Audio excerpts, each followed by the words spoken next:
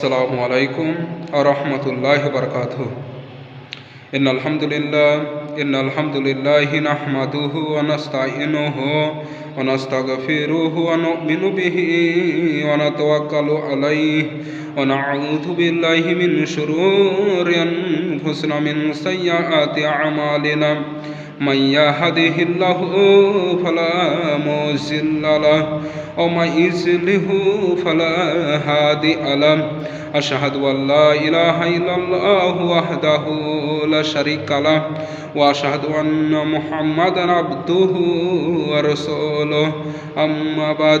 أما بعد فإن خير الحديث كتاب الله وخير الهدي هدي محمد صلى الله عليه وسلم وشر الأمور محدثاتها وكل محدثة بدعة وكل بدعة ضلالة وكل ضلالة في النار.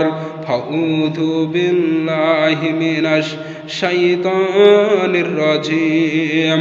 بسم الله الرحمن الرحيم.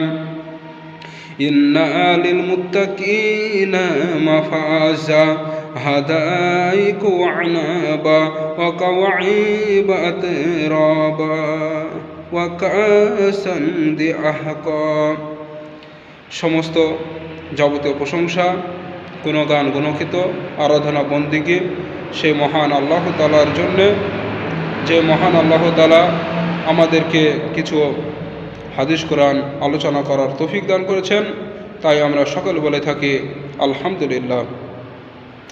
তারপরে ধর্মের গুরু, কর্মের নেতা, মোরাল আমিদাদুল পুতলি তাজদার মদিনা বিশ্বনবী হযরত মুহাম্মদ সাল্লাল্লাহু আলাইহি ওয়াসাল্লামের ওপর লাখো কোটি অগণিত শান্তি ধারা বর্ষিত হোক। আল্লাহুম্মা আমিন, আল্লাহুম্মা বারিক আলা। মাননীয় সম্মানিত দর্শকবৃন্দ, আজকে সংক্ষিপ্ত বক্তৃতার বিষয় হচ্ছে জান্নাতের বর্ণনা।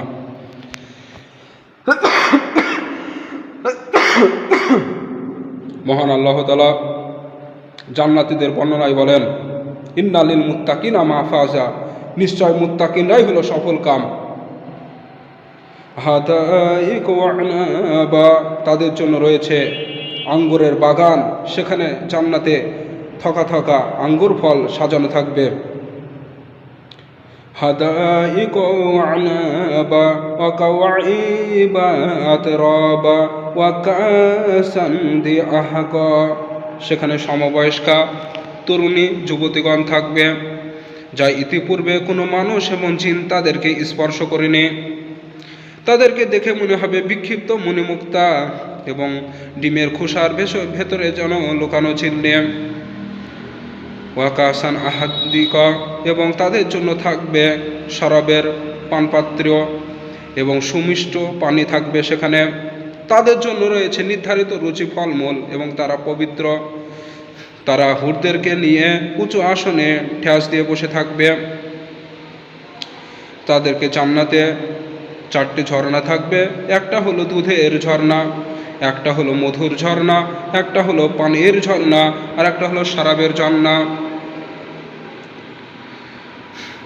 কোনো জান্নাতি মহিলা একবার যদি পৃথিবীতে উঁকি দেয়, তাহলে তাদের রূপের ছাটায় গোটা পৃথিবীটা আলোকিত হয়ে যাবে। শুধু তাই নয়, তারা যদি উঁকি দেয় তাহলে তাদের রূপের ছাটায় গোটা পৃথিবীটা আলোকিত হয়ে যাবে এবং পৃথিবীতে সুগন্ধিতে এবং সেন্টে পরিপূর্ণ হয়ে যাবে। বলুন সুবহানাল্লাহ। যদি কোনো ব্যক্তি আল্লাহর রাস্তায় 1 টাকা খরচ করে, তাহলে দুনিয়া এবং দুনিয়ার মধ্যে যা কিছু সম্পদ আছে তার চাইতেও উত্তম। জান্নাতে পেশাব পায়খানার প্রয়োজন হবে না। যা কিছু খাবে সব ঘাম এবং ঢেকুর দ্বারা বাহির হয়ে যাবে। জান্নাতে মরণ হবে না, মৃত্যু হবে না, চিরস্থায়ী যুবক হয়ে থাকবে, কোনো দিন হতাশা হবে না। জান্নাত হলো সুন্দর জায়গা। জান্নাতের মানুষ পৃথিবীতে অনেক কিছুই দেখেছে, যেমন জাদুঘর, ভিক্টোরিয়া, অনেক কিছুই দেখেছে।